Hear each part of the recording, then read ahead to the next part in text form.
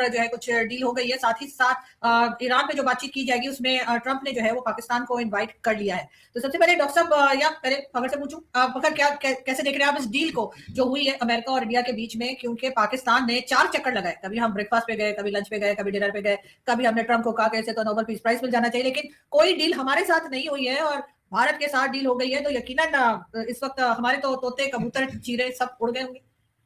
अजीजान, America और भारत का जो स्ट्रेटेजिक ट्रेड डील हुई है उसके बाद एक बात तो वाजे हो गई है कि अमेरिकी सदर ट्रंप ने पाकिस्तान के इस वक्त जो डी फैक्टो रूलर है, काबिज है पाकिस्तान के ऊपर, जो कब्जा माफिया है, उसके हेड को, आसिम मुनीर को, जिसने अपने आप को फील्ड मार्शल प्रमोट किया और उसका इस्तेमाल किया उस तरह गुब्बारे की तरह इस्तेमाल किया, और गुब्बारे का इस्तेमाल करके उसको फाड़ दिया जाता है। मुहज्जब लफ्ज इस्तेमाल करने के लिए गुब्बारा कह रहा हूं, नहीं तो एक और भी गुब्बारा होता है जिसकी तरह इस्तेमाल किया जाता है और उसके बाद उसको फेंक दिया जाता है। कि जनाब, एक तरफ जो हमारे पड़ोसी मुल्क के सरबराह हैं नरेंद्र मोदी साहब, वो उन्होंने पिछले 2 हफ्तों में पे दर पे ऐसे वार किए हैं कि हमारे, आप कह लीजिए कि जो फील्ड मार्शल साहब हैं, जो फेवरेट भी हैं ट्रंप साहब के, उनको आप कह सकते हैं कि एक लिहाज से अगर हम मावरतन बात करें, जिसमें कोई ऐसी खास बुरा मानने वाली बात नहीं है, कि वो कहते हैं कि दिन में तारे दिखा दिए हैं।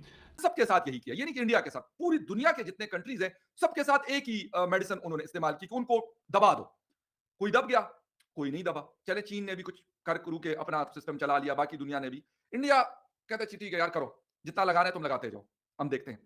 25% लगा, उन्होंने कहा ठीक है, ओके, बात करेंगे। फिर उन्होंने कहा 25 और ठोक दो, 25 और लगा दिया उन्होंने, 50 हो गया।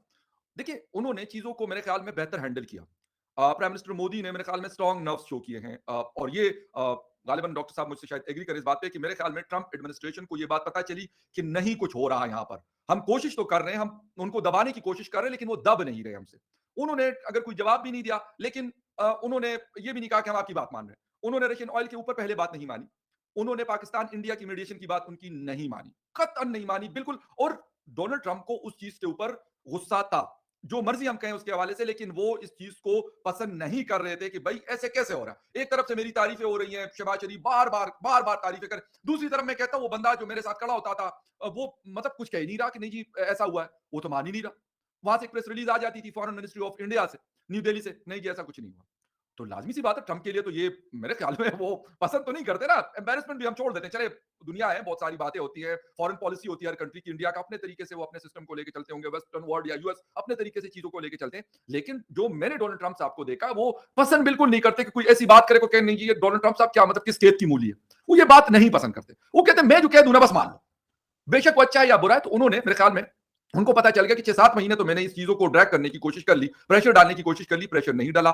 ईयू ने उनके साथ डील कर ली, उसके साथ यूएई ने उसके साथ फ्री ट्रेड एग्रीमेंट कर ली। बिल्कुल उसी तरह आसिम मुनीर के साथ किया गया और इसके जर्नैलों के साथ किया गया। और आज के दिन का अगर आप जो पिछला वीलॉग है वो आप देख लें तो मामला आपको मजीद क्लियर हो जाएंगे कि सिर्फ हिंदुस्तान तक बात नहीं है। मुनीरे की मंजी जो ठोकी गई है वो सऊदी अरब के अंदर भी ठोकी गई है। आप जितने मजे आर्टिकल छपवा लें, लेकिन क्या ये कोई नई बात है? जी नहीं। अमरीकी जो सदर है या सदूर है वो हमेशा से पाकिस्तानी जर्नैलों का इसी तरह इस्तेमाल करते आ रहे हैं जिस तरह एक राखेल का किया जाता है। जरूरत के वक्त उसको इस्तेमाल किया जाता है, उसको पैसे दिए जाते हैं और उसको साइड पे कर दिया जाता है। फर्क सिर्फ इतना है कि अब की बार अमेरिकी सदर ने राखेल की तरह इस्तेमाल करने के बाद पाकिस्तान के मिलिट्री डिक्टेटर को पैसा कोई नहीं दिया। और इनकी हालात ये हैं कि पल्ले नहीं तेला और कर दी मेला मेला। ये जाके कभी रेयर अर्थ एलिमेंट लेके उनके सामने फिर रहे हैं। हालांकि रेयर अर्थ एलिमेंट की जो कॉन्फ्रेंस हो रही है अमेरिका में, उसमें पाकिस्तान को इनवाइट इसी तरह से नहीं किया गया। हिंदुस्तान जा रहा है, उनके एक्सटर्नल अफेयर मिनिस्टर जयशंकर जा रहे हैं और मुलाकात भी करेंगे वहां पे जाके मार्को रूबियो वगैरह से। लेकिन बात यह है कि ये फाइनल है चीज कि पाकिस्तान का इस्तेमाल करके सदर ट्रंप ने जहाजों की तादाद राफेल की बढ़ा के, फेवरेट फील्ड मार्शल बोल के, हिंदुस्तान के ऊपर भुकवा के एक पेट डॉग का रोल जो होता है, अटैक डॉग का इस्तेमाल जो है वो पाकिस्तान के डिक्टेटर का किया। और उसका इस्तेमाल करने के बाद जब काम निकल गया तो वही हुआ जो हमेशा से होता चला है। हाल बता, अब की बार डॉलर नहीं मिले। अब डॉलर के लिए इसराइल फौज भेजना चाह रहे थे, लेकिन फौज के अंदर से जो बगावत का शोर है जो पल्स रिपोर्ट के अंदर आया, तो इन्होंने क्या किया कि इन्होंने बलूचिस्तान के अंदर सिचुएशन जो है वो क्रिएट होने दी, उसका सरेबाब वक्त से नहीं किया और उसका इल्जाम इन्होंने डाला भारत के ऊपर और अफगानिस्तान के ऊपर। लेकिन अगले ही दिन जाके जो है वो रोला पड़ गया। और रेयर अर्थ एलिमेंट असल में तो जो है वो हिंदुस्तान की अपनी जो रिपोर्ट है वो भी मौजूद है, जो हिंदुस्तान ने इस तरह डब्बा नहीं दिया जिस तरह आसिम मुनीर ने व्हाइट हाउस के अंदर जाके डब्बा दिया था। आपको क्या लगता है दोस्तों, पाकिस्तान का इस यूएस भारत की डील से क्या फर्क पड़ने वाला है? क्या पाकिस्तान भीख मांगने की कगार पर आ जाएगा अगर बलूचिस्तान ने पाकिस्तान की बैंड बजा रखी है? तो दोस्तों, ऐसी और वीडियो देखने के लिए चैनल को लाइक, शेयर एंड सब्सक्राइब ज़रूर करें ताकि आपको सबसे पहले नई वीडियो का नोटिफिकेशन मिले। जय हिंद, जय भारत।